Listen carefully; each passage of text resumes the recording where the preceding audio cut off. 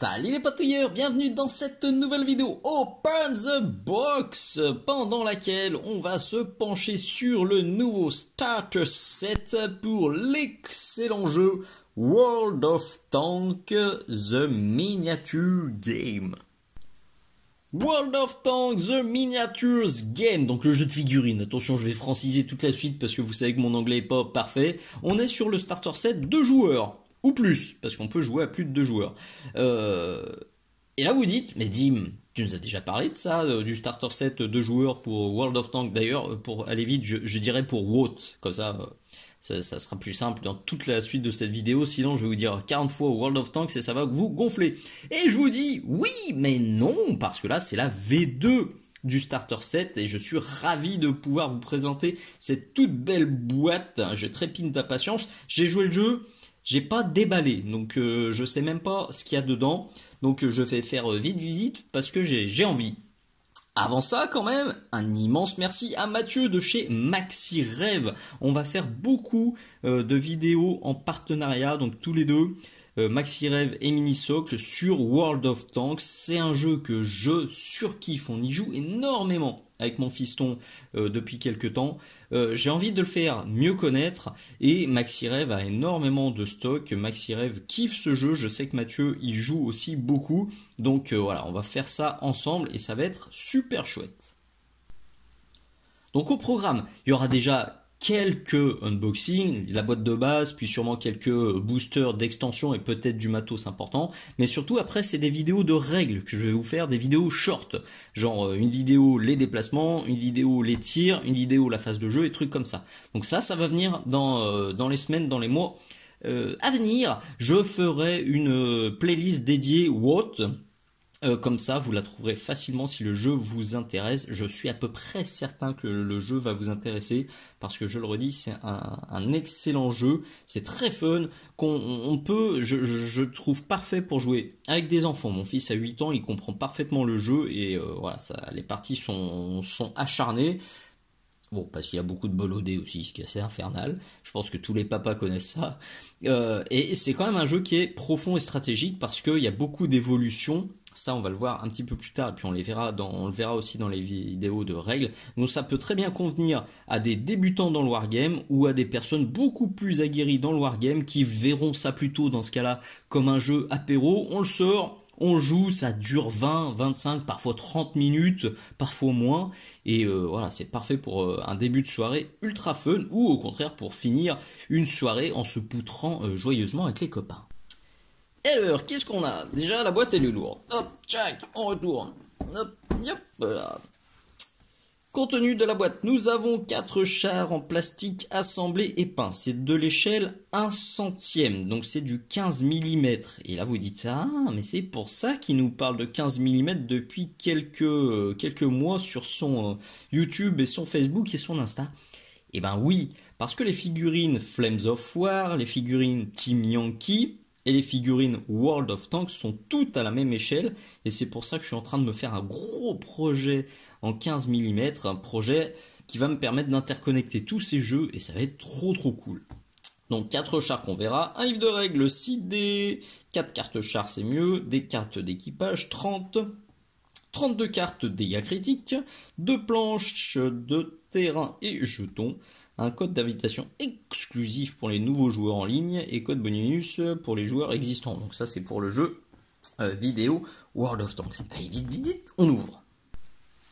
Quand on vire le couvercle, on retrouve nos 4 gros chars. Parce que je vous dis gros, vous allez voir pourquoi quand on va passer sur le setup plus rapproché, c'est des grosses bestioles. On a aussi les 6D spéciaux pour le jeu. Ça, hop, on enlève, on essaye de rien péter. Un petit carton de protection qui fait aussi office de memory. Enfin, ça vous rappelle les différentes vagues qui sont sorties. F15, je pense qu'on en a une autre depuis. Il faudra que je vérifie. On verra ça plus tard. On trouve aussi le livre de règles. Alors les livres de règles, vous allez dire mais qu'est-ce que c'est que ça? Il y a aussi les décors qui sont là, on les reverra. Et il y a 4 livres de règles parce que oui, cette boîte, elle est multilingue. Alors, je vais pas lancer le débat ici. Il y en a qui vont trouver ça aberrant, il y en a qui vont trouver ça cool.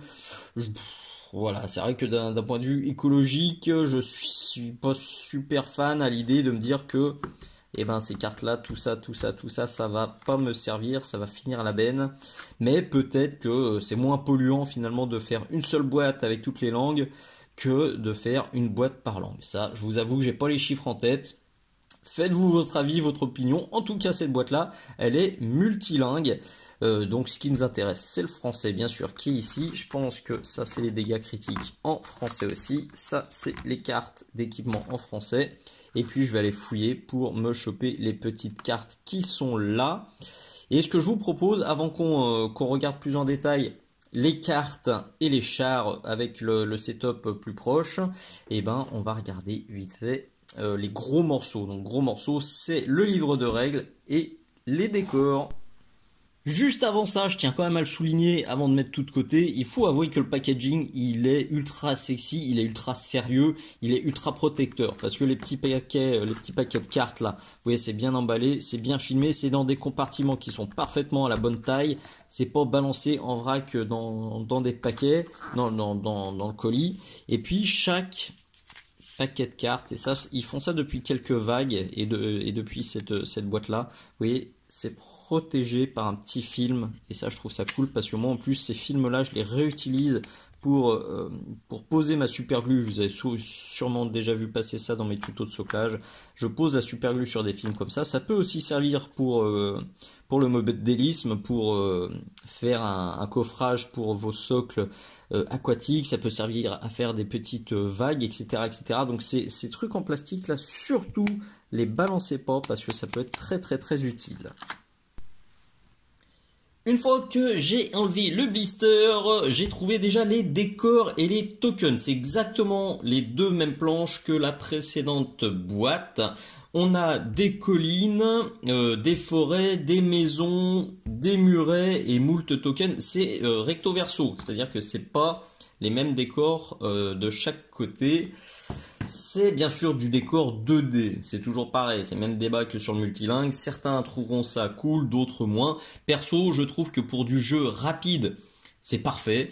Et surtout, si on voit ça comme un jeu apéro qu'on peut sortir et ranger facilement, c'est absolument parfait. Et ça suffit, vous avez déjà largement assez de décors pour jouer. Avec les 4 maisons, les 2 collines et forêts et les différents murets qui sont là, vous pouvez déjà vous amuser et faire un paquet de parties. Ça, c'est des pions objectifs. Je crois que ce côté-là, ils sont verts, l'autre côté, ils sont rouges. C'est ça. Les dommages, quand vous prenez des tatanes. Les marqueurs détruits. Qu'est-ce qu'on a d'autre? Ça, c'est pour les déplacements. On verra ça dans les règles. C'est ultra important, les déplacements pour gérer les shoots. La petite règle de déplacement aussi qu'on va revoir dans une prochaine vidéo, tous les déplacements se font uniquement avec ça. Pas besoin de sortir un mètre ruban, pas besoin de se prendre la tête. Vous avez ça et ça suffit. Donc ça, c'est un des points aussi qui me fait adorer ce jeu parce que les déplacements sont très très simples à gérer. Donc là, c'est tout ce qu'il vous faut pour commencer. C'est pas besoin de plus. C'est bien fichu, c'est qualitatif. Le carton, il est assez épais, ça se dépunch très très très facilement. Là, déjà, voilà, on touche la planche et ça s'en va. C'est nickel. Je vais passer assez rapidement sur le livre de règles parce que tout ce qu'il contient, on va le voir plus en détail dans les vidéos qui sont à venir sur les règles du jeu. Donc on va quand même regarder vite fait le contenu. En gros, je l'ai feuilleté rapidement, à 99%, c'est le même contenu que le précédent livre. Ils ont bien sûr eu la riche idée de mettre à jour le contenu. Alors pas de partout, j'ai déjà identifié, j'ai déjà vu quelques coquilles. C'est un peu dommage. Juste avant de le refeuilleter, je montre ce que j'ai vu. Il y en a peut-être d'autres, mais premier truc qui m'a sauté aux yeux, c'est ça. Vous voyez là, la première partie, ils ont laissé les noms des anciens chars, enfin des chars de l'ancienne boîte. Donc on est un petit peu paumé, en tout cas ici. Et puis après, là, c'est plus C'est plus les mêmes noms. Donc celui qui a jamais vu le livre de règles de la précédente version se dit mais qu'est-ce que c'est que ce bazar? Ça veut rien dire. Et puis, alors je pense que c'est le point obscur, qui était déjà le point obscur sur la précédente version. Il y a des boulettes de traduction. Il y en a pas des tonnes. Il y en a 3-4 qui courent dans le livre et ça gêne la compréhension du jeu. Et notamment, alors la pire hein, pour moi, elle y est encore. Et ça, je trouve ça super dommage. On commence, installation du jeu, premier contact avec le jeu. Alors ça se joue sur un tapis de 3 mètres par 3 mètres. Oh, mais sérieux. Dans la version anglaise, non, c'est 3 pieds par 3 pieds. Donc la table de jeu, elle fait environ 90 cm par 90 cm. Sérieux. Bon, ça, je suis un peu chafouin. J'avoue qu'ils auraient quand même pu prendre la peine, quitte à refaire un livre de règles, parce qu'après toutes ces illustrations, elles ont été refaites, quitte à le refaire, prends 2 secondes pour consulter la communauté française et demander s'il n'y a pas des coquilles dans le livre pour que ce soit corrigé.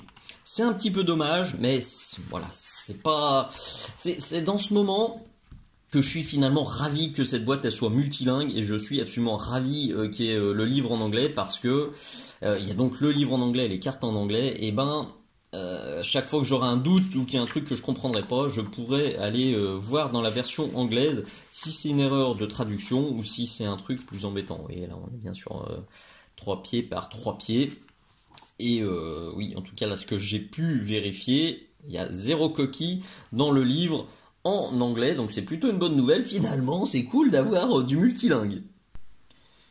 Alors je parle de livre de règles, mais il fait quoi? Il fait une vingtaine de pages, et encore ça c'est un exemple, ouais on est sur oui, allez, 19 pages de règles, et encore ça c'est de la présentation, c'est du soft, et c'est ce que j'aime personnellement, c'est des jeux comme ça auxquels j'aime jouer avec mes potes et avec mon fils. On est sur des parties, je l'ai peut-être déjà dit, mais on est sur des parties de 25 minutes à peu près sur le format standard. Perso, ça me suffit. Je préfère me faire en 1 heure 3 parties de 25 minutes plutôt qu'une seule partie qui dure des plombs. Perso, c'est un format que je surkiffe et je suis totalement friand de ce genre de jeu avec des règles du jeu qu'on comprend à la première lecture. Donc, en gros, on commence par une présentation des cartes de char. Ça, je le redis, on le reverra tous ensemble. Les dés, la fameuse flèche de mesure, les différents tokens. Donc là, déjà, vous savez un petit peu, vous avez une idée du contenu. Vous savez ce qu'il y a dans votre boîte. On installe notre jeu donc sur une table de 3 mètres par 3 mètres. Non, donc je le redis, faites bien gaffe, vraiment très important. C'est bien du 3 pieds par 3 pieds, donc 90 cm par 90 cm. Moi, j'ai un tapis de jeu standard qui fait parfaitement le job. Le déploiement. Il y a beaucoup d'illustrations et les illustrations sont jolies et elles permettent vraiment de clarifier le texte. Parfois, il faut jongler entre les deux. Le texte n'est pas super clair et l'image est très claire et inversement. Donc en jonglant, normalement, vous arrivez à parfaitement bien comprendre les règles du jeu à la première lecture. Donc on a déjà la phase de déplacement, les interactions entre le déplacement et le terrain, puis la phase de tir, c'est flou quand même, voilà, les abris, tout ça c'est résumé et je trouve ça parfaitement clair, ça résume un petit peu tout, ça réexplique et il y a dans une seule petite image, il y a souvent plusieurs exemples qui vous permettent bien de comprendre le texte. Donc les dés d'attaque, les dés de défense, encore de la défense, comment on applique les dégâts, voilà, c'est déjà fini, en gros les règles du jeu, on est sur une quinzaine de pages, tout assez, et puis vous voyez, il y a comme des grosses illustrations, donc c'est pas avec ces règles du jeu que vous allez avoir mal à la tête, et personnellement, c'est parfaitement ce que je recherche dans un jeu de figurines. Ça vous explique les différents types de chars, comment créer un peloton, alors ça c'est nouveau, pour le coup, il faut que je pense à revenir là-dessus parce que c'était pas dans le précédent livre et je trouve ça très intéressant, ça permet d'équilibrer un petit peu les parties parce qu'au fil des différentes vagues il est vrai qu'il y a eu des chars qui étaient plutôt faiblards et d'autres qui étaient vraiment très violents et du coup si on n'a pas le bon goût, la bonne idée de se limiter un petit peu dans les types de chars, si on n'est pas sympa, on peut éclater son adversaire et c'est pas drôle du tout. Donc il y a quelques limitations. Une proposition ici que je trouve très intéressante. En gros, c'est déjà un truc qu'on avait mis en place et c'est déjà des trucs qui avaient été proposés par la communauté. C'était pas exactement ça, mais voilà, il faut garder ça en tête. Si jamais on met pas quelques petites restrictions et que on est un vil optimisateur qui aime les gros chars qui font très très mal, on peut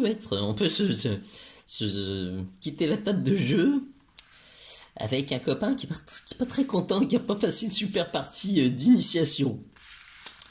Hop, et puis une première partie commentée, les modes de bataille, avec les objectifs, les trucs comme ça. Et on est déjà au bout, et vous avez une petite tête de jeu qui résume tout le contenu du petit bouquin. Vous pouvez d'ailleurs le lire dès le début, et puis ça, on le reverra pendant les parties de règles, parce que franchement, déjà, rien qu'avec ça, vous pourriez savoir jouer. Du coup, ce que je vous propose maintenant, on prend les cartes, on prend les chars, et puis on switch sur le setup plus rapproché, et on regarde ça aussi de plus près. Alors attention, parfois quand je fais ça, comme je change de setup, il y a une petite variation du son. Parfois c'est un peu plus fort, parfois c'est un peu moins fort. Attention à vos oreilles, on y va! Voilà ce qu'il nous reste à voir, donc les chars bien sûr, les cartes de chars, les cartes de dégâts, les cartes d'équipement et puis les dés. Alors par contre on va commencer par le plus simple, faire un peu de ménage. Le dé, qu'est-ce qu'il a de particulier ce dé? Toutes les faces ne sont pas identiques, en gros 1, 2, 3 c'est face blanche, c'est raté, 4, 5 c'est une réussite normale et 6 c'est une réussite critique. Pour faire simple, là on touche, là on met un dégât critique. Mais ces dés nous servent aussi à défendre de la même façon. Donc là on défend normal, et là on fait une défense critique. Tout ça, c'est très très simple, c'est une petite gymnastique. Ce qu'il faut retenir, c'est que on a juste besoin des 6 dés qui sont dans la boîte et ça suffit parfaitement pour jouer, puisque 6 dés c'est le maximum qu'on peut jeter à chaque jet dans le jeu ou autre. Alors le dégât critique, qu'est-ce que c'est? Eh ben c'est ce qui va avec ces petites cartes. Je crois qu'il y a, je crois que c'est 32 cartes comme ça, donc 32 cartes de dégâts critiques et 30 cartes d'équipement. Les dégâts critiques, en quoi ça consiste? Là en gros, quand on va faire un dégât normal, on vire un point de vie au char. On lui met un point de dégâts. Quand on fait un dégât critique, eh ben, chaque fois qu'on fait un dégât critique, donc on peut s'en prendre plusieurs dans un tour, quand on s'en ramasse un dans la tronche, on peut piocher donc 1, 2, 3 cartes, et on la retourne, elles sont face cachée quand on joue, on la retourne et on regarde et ben, ce qu'on s'est pris dans la tronche. Donc soit on se prend plus qu'un seul dégât, donc là, celle-ci, par exemple, ça va être 2 dégâts. Celle-ci, ça va être 3 dégâts. Plus défausser toutes les cartes d'amélioration munitions de ce char. Plus 1 dégât par carte défaussée. Donc, vous voyez que ça peut faire très mal. Là, on a 1 dégât. Bon, ok. Mais le joueur ciblé défausse une carte amélioration de ce char. 2 dégâts. Une carte équipage défaussée. C'est des dégâts critiques. Ça pique. Vous voyez aussi, intéressant, qu'il y a ça, cette petite icône réparable. Oui, certaines cartes critiques, comme les chenilles cassées, les tourelles cassées, la radio cassée, elles vont rester sur votre char, mais eh ben, on peut la réparer pendant la phase de commandement. J'en dis pas plus pour le moment, vous en savez suffisamment. On va voir maintenant les petites cartes d'amélioration de char. Sur chaque carte, il y a des emplacements. Sur chaque char, il y a des emplacements. Celui-ci, on va pouvoir mettre un commandant opérateur radio, un tireur, un chargeur et un pilote, en plus des caractéristiques normales de la carte. Donc, toutes ces cartes d'équipement, vous en avez 30 dans la boîte de base et vous en avez aussi dans tous les boosters que vous allez acheter par la suite. La plupart de ces cartes, en tout cas dans la boîte de base, elles sont valables pour tous les chars. C'est pour ça qu'on a cette petite étoile. C'est pour tout le monde. Mais il y en a certaines qui sont valables que pour une nation.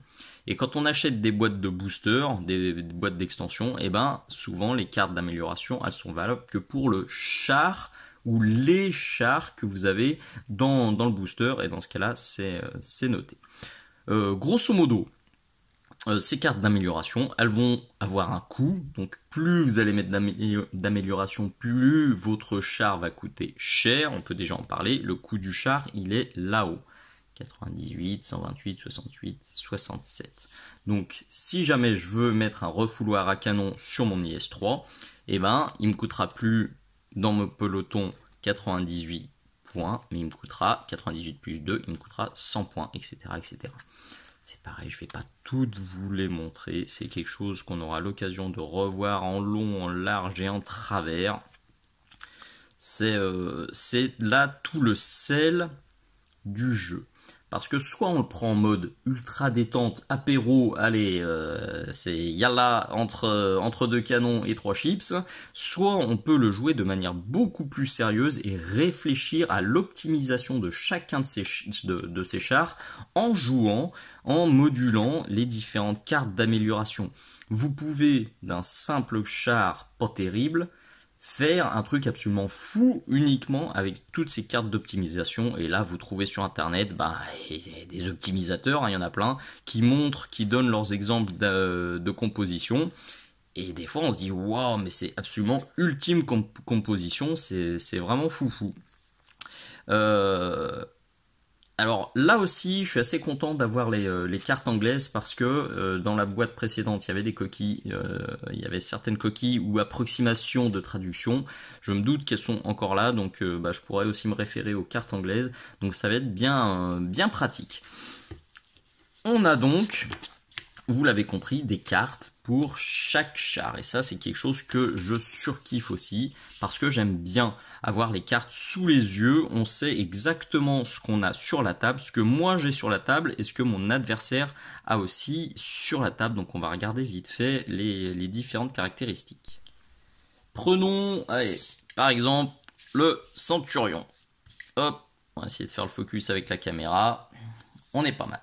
Donc on a son petit nom, ok, ça c'est son type, c'est un char moyen. Il y a plusieurs types de chars, moyen, lourd, léger, je crois que c'est tout, il y en a peut-être un qui m'a échappé, c'est pas grave, ça on pourra en reparler. Le coût, ça je vous en ai déjà parlé. Le rang, c'est ce qui était dans le tableau, vous savez que je vous ai dit tout à l'heure, ça c'est un tableau qui n'était pas avant. En gros, plus le rang est élevé, plus le char il pique méchamment. C'est une approximation, c'est vrai dans la très grande majorité des cas, mais il y a aussi des chars de faible rang qui peuvent être très méchants, notamment quand on en met plusieurs. Un truc qui me plaît aussi beaucoup, c'est que sur le format standard, on a à peu près 3 chars dans notre peloton. Je crois que la partie sur internet où j'ai vu le plus de chars, il me semble qu'il y en avait 4 ou 5, donc ça reste très accessible. Vous avez 3-4 cartes sur votre table, c'est pas envahi, c'est pas illisible. Plus vos petites cartes d'amélioration qu'on met en général sur les côtés ou en face du poste concerné. Est-ce que je vais trouver ce que je veux? Munitions, non, je crois que là j'ai pas de pilote ou de trucs comme ça à vous montrer. Bref, quand on a un pilote à ajouter, on le met en dessous. Quand on a un chargeur ou un opérateur radio, on le met là en dessous. Et ça permet de voir tout en un clin d'œil. Du coup, la puissance de feu, c'est le nombre de de dés que vous allez lancer quand vous allez taper. Ça peut difficilement être plus simple. La capacité de survie, c'est le nombre de dés que vous allez lancer quand vous allez défendre. Modulo, des bonus ou des malus en fonction de la table, en fonction du déplacement, en fonction des améliorations, etc. etc. CF, la vidéo à venir sur l'attaque et la défense. La mobilité, c'est le nombre de déplacements, le nombre de flèches, vous l'avez vu tout à l'heure, le nombre de flèches que vous allez vous déplacer. J'ai une mobilité de 2, avec celui-ci, je vais pouvoir me déplacer 2 fois le long de la flèche. Le long de la flèche, ça aussi, ça sera très intéressant que je vous montre comment ça fonctionne. L'initiative, c'est the méga paramètre le plus important. Parce que l'initiative, elle est vraiment primordiale. Plus l'initiative est haute, plus votre char il est puissant. Et c'est là aussi qui est le sel de ce jeu. c'est de réussir à trouver ce bon compromis entre un char qui est mobile, mais qui a peut-être, enfin qui a une très bonne initiative, mais qui tape pas très fort, ou alors un gros thon qui va avoir une faible initiative, comme on le voit là-haut, hein. Lui il a une initiative de 4, donc il va bouger en premier, parce qu'il a une faible initiative, et il va tirer en dernier. Alors oui, c'est un truc que j'ai mis du temps à comprendre. Au début, je me disais, mais non, j'ai une grosse initiative, je me déplace en premier, j'ai une initiative, je vais y aller en proms. Mais non, quand on y réfléchit, oui, sur un jeu de tir où les placements sont hyper importants, c'est bien mieux de se déplacer en dernier. L'adversaire fait tous ses déplacements et vous derrière, oh, vous mettez là, bim bam boum, sur le flanc, dans les fesses et voilà. Donc c'est mieux d'avoir de se déplacer après et de tirer en premier. Donc ça, c'est une petite gymnastique aussi. On aura l'occasion d'en reparler. Donc ça, on a vu. Les points de dégâts, bon bah en gros, c'est combien de fois on peut se faire tataner avant que le char explose. Il y a une zone verte où tout va bien. Et puis il y a des zones de différentes couleurs. Il y a des cartes qui disent que voilà, quand on est dans la zone orange, ce char, plutôt que de faire ça, eh ben il va faire ça. Peut-être qu'il va se déplacer moins vite, peut-être qu'il va moins bien tirer, peut-être qu'il pourra même plus se déplacer pour tirer. Il devra rester stationnaire, etc., etc.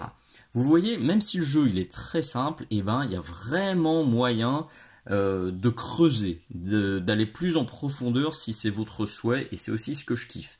Je le vois vraiment en mode 2 vitesses, en mode cool, pour découvrir, pour faire des petites parties fun, ou en mode bien creusé. Et c'est ce qui me plaît beaucoup avec ce jeu, parce que du coup, eh ben avec une même boîte, avec un même set de cartes, de chars, avec les mêmes décors, etc., etc. Soit je fais une partie à la cool, soit eh ben, j'ai réfléchi pendant des plombes et j'optimise de ouf. À l'arrière, on a aussi alors une petite photo et puis on a des caractéristiques, notamment celui-ci, on me dit que c'est un char moyen. Donc quand il tire, si je rate, donc si je fais une face noire, je peux relancer un char lourd, par exemple celui-ci. Quand il défend, au contraire, lui c'est un dé de défense qui va pouvoir rebalancer. Le Mose, en plus, il a la caractéristique gros canon. En attaque, vous pouvez transformer un dégât normal en un dégât critique, etc., etc., etc. Il y a beaucoup de chars qui sont déjà disponibles à ce jour, beaucoup, et il en sort en général 2 nouvelles vagues par an. Quand je dis vague, c'est un russe, un allemand, un américain et un anglais. Donc ça vient comme ça, il y a un nouveau char par faction. Et ça, c'est une très bonne idée. Ça évite d'avoir une année 5 chars pour une faction, 2 pour pour une autre, un seul pour une autre et que dalle pour la dernière. Là, chaque vague, chaque nation aura son char. Et alors j'ai oublié d'en parler, autant dans la précédente version, la toute première, c'était jouable uniquement par faction. Autant là, ils ont voulu se rapprocher du jeu World of Tanks où toutes les nations peuvent jouer ensemble. Et oui, du coup, je peux très bien jouer un char russe avec dans mon peloton un américain, un anglais et puis un allemand. Alors personnellement, c'est pas le mode de jeu que j'adore et avec mon fils, on fait quand même l'effort de jouer par nation ou au moins par coalition pour que ça ressemble à quelque chose, mais c'est toujours pareil, pour une partie fun et rapide, on peut très bien piocher dans sa collection de chars sans faire attention à la nation, à la faction, et puis on se poutre joyeusement. Et on finit par les tanks et tout de suite cette vision d'ensemble. Ça c'était la boîte de base, le starter set précédent, ça c'est l'actuel. Et c'est là que vous voyez que oui, il y a eu un petit up de taille. Attention, c'est pas l'échelle qui a changé, c'est bien les chars qui sont d'une autre catégorie. Les échelles entre les chars sont plutôt bonnes, sont plutôt bien réalistes et les détails sont franchement très bien conservé. Alors le puriste vous dira oui, non, ça c'est pas exactement gna gna gna gna, mais dans l'ensemble, si on n'est pas ultra puriste, franchement, je trouve que ça fait absolument parfaitement le job et on retrouve sur les photos historiques des petits détails qui sont sur les chars. Donc ça, je trouve ça génial. Donc non. Celui-ci est pas juste, c'est pas qu'il est à la mauvaise échelle et mon petit Sherman il est pas à la bonne échelle, c'est vraiment que ils ont choisi dans ce starter de mettre des chars beaucoup plus costauds. Donc ça c'est l'américain, pardon pour le frottement, notre allemand, hop, notre anglais, et puis notre russe. Je pense que le russe là pour le coup c'est le plus petit de la boîte, du coup c'est par lui qu'on va commencer. Le soviétique, c'est donc un IS-3, un char lourd avec la caractéristique, gros canon. J'ai oublié de le dire, tous les chars arrivent déjà sous-couchés. Donc là, vous pouvez parfaitement les jouer déjà comme ça. Au moins, ils sont facilement reconnaissables. Et puis, si vous le souhaitez, vous pouvez les booster. Vous voyez, ça c'est le T-34 qui est dans la boîte précédente. En faisant quelques ombrages et quelques éclaircissements, on passe de ça à ça assez rapidement. Des vidéos de peinture arriveront aussi, évidemment. Très joli char, tout en longueur. Là, alors je vais être honnête aussi, la qualité des sous-couches est parfois fluctuante. Celui-ci est plutôt pas mal. L'allemand, il est nickel. Il y en a un qui m'a un petit peu moins emballé. Vous voyez même sur l'avant là, on commence à voir des vaguelettes. Là c'est très clairement la sous-couche qui a été vaporisée de trop près quand ça commence à faire de la vaguelette. Et c'est un peu le cas sur celui-ci aussi. On voit que ça fait des vagues, des machins comme ça. Moi personnellement quand je les ai, quand ils sont comme ça, je les ponsouille avec du papier de verre ultra fin que vous trouverez bien sûr sur un Gothic Mini Socle, du 1000 ou du 1200. Je gratouille un peu la sous-couche comme ça pour légaliser et faire un truc moins cradouille. Parce que ça briote un peu. Alors c'était particulièrement flagrant sur celui-ci. Les détails sont un peu empâtés. Ça, je pense que c'est un des plus vilains que j'avais reçu. Mais bref, dans l'ensemble, les sous-couches sont quand même très très bonnes. Et on arrive à... alors son bidouille, on laisse comme ça, je le redis. C'est parfaitement jouable. Donc ça, c'était notre soviétique. Vient ensuite l'américain. Le gros T-29. Les tourelles sont pas fixées, hein, donc soit vous pouvez les retirer d'ailleurs hein, quand les chars explosent pour les mettre à côté, ou vous pouvez les fixer. Personnellement, j'avoue, je préfère les fixer, comme ça au moins on les perd pas en jeu. Très très très joli. Vous voyez le nombre de détails qu'il y a.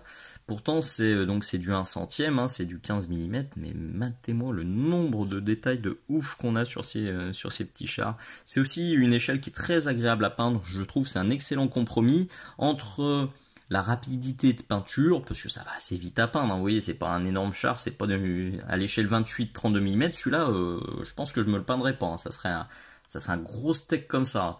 Alors que là, à cette échelle, ça va. Et puis on a plein de petits détails quand même quand on veut s'amuser, quand on veut pousser le niveau. C'est tout à fait possible. Ça fait déjà un paquet de vidéos que je dis ça. Je pense que le 15 mm c'est en train de gentiment devenir mon échelle préférée. Parce que c'est vraiment pour moi le meilleur compromis que j'ai trouvé jusqu'à présent. En tout cas, c'est mon point de vue. Donc le Centurion anglais, belle bête aussi. Belle bête. Avec les chenilles de rechange qui sont à l'avant. Là, on a un jerrycan, on a une pelle, on a quelques outils. Vous voyez, on a quand même des petits crochets, des petits machins. Alors, parfois, on a des emplacements vides. On l'avait là aussi, c'est parce que ces chars, c'est exactement les mêmes que vous retrouvez également dans Flames of War. Et dans Flames of War, ils sont vendus en kit. Donc vous avez des grappes, comme des maquettes, comme les chars qu'on connaît. Et il y a des options d'armement qui sont là. Comme elles ne servent pas à WOT, elles ont été retirées. Ça permet d'avoir des assemblages plus rapides, je pense. Et puis c'est surtout moins fragile. Donc perso, je valide à 10 000 %. Il n'y a aucun souci de ce côté-là. Et on finit par le mouse. Alors, le mouse costaud, hein, j'allais dire sans le mauvais jeu de mots. Mais si, c'est un mauvais jeu de mots. Mais alors celui-là... je suis même pas sûr que je vais m'amuser à le peindre parce qu'on dirait, je sais pas, on dirait le porte-savon qu'on avait dans la salle de bain de mémé. Voilà, alors, par contre, je me moque de lui, mais puissance 2D, puissance de feu, 7, pouach, point de dégâts, 12, pouach. Là, celui-là, il pique. Alors, par contre, il se déplace pas trop, mais heureusement. Et en plus, il balance 4 dés. Ouais, celui-là, je pense que c'est une vraie plaie sur la table de jeu. Quand mon fiston va le voir, de toute façon, il va voir 7 et 12, il va le prendre immédiatement. Donc, je pourrais rapidement vous dire à quel point ce char est infect sur la table de jeu. Parce que je pense qu'il va un petit peu m'énerver. Mais c'est une belle bête. Alors, c'est sûr qu'il y a la peinture, ça va pas être le plus délirant. On a moins de détails, de petits trucs rigolos à faire. Mais, une fois de plus, c'est très proche du vrai char, de ce qu'on avait dans la réalité. Donc, écoutez, ça fait le bonheur du joueur, le bonheur du modéliste, et puis le bonheur des gars qui aiment les petits chars. Voilà mes petits chats, j'étais un peu plus long sur cette seconde partie, c'est sûr que c'est difficile de pas du tout parler de règles, parce que si j'en parle pas du tout, vous allez vous dire non mais ce jeu il est tout caca, alors que non, c'est un excellent jeu, et j'espère que cette première vidéo vous aura donné envie de regarder toutes les nouvelles qui vont arriver. Je le dis une dernière fois, donc je vais créer une playlist dédiée pour World of Tanks, le jeu de figurines. Vous verrez donc ça, vous verrez les tutos de peinture qui seront aussi dans la playlist 15 mm. C'est un jeu qui est dans mon top 3 depuis de très nombreuses années. Depuis la première version, de toute façon, il s'est tout droit dans mon top 3, il n'en est pas sorti depuis. Et cette nouvelle version, ce nouveau starter pack, ce starter set, pardon, il confirme mon affection pour ce jeu. Et je suis certain qu'on va beaucoup s'amuser avec ces nouveaux chars. Ça rajoute une nouvelle perspective aussi, ces gros tons là. C'est vrai que là, avec mon fils, on avait que des chars un peu petits et pas ultra puissants. Ça va rajouter un petit peu de piquant. On va voir tout de suite s'il vaut mieux avoir un gros ton ou s'il vaut mieux avoir plusieurs petits teigneux. On en reparlera dans les vidéos de démo, j'espère que je pourrai en faire aussi, mais dans un premier temps je vais me focus sur les vidéos de règles qui vont arriver dans les semaines à venir. Voilà, j'espère que cette vidéo elle vous a plu, qu'elle vous a donné envie d'en voir plus, et si c'est le cas, mettez-le moi dans les commentaires, ça me boostera, ça me donnera envie de sortir les prochaines vidéos encore plus rapidement. Et si vous avez des questions, n'hésitez pas aussi à les noter dans les commentaires, comme ça je penserai à y répondre dans les prochaines. Allez, des bises, à très bientôt, ciao ciao.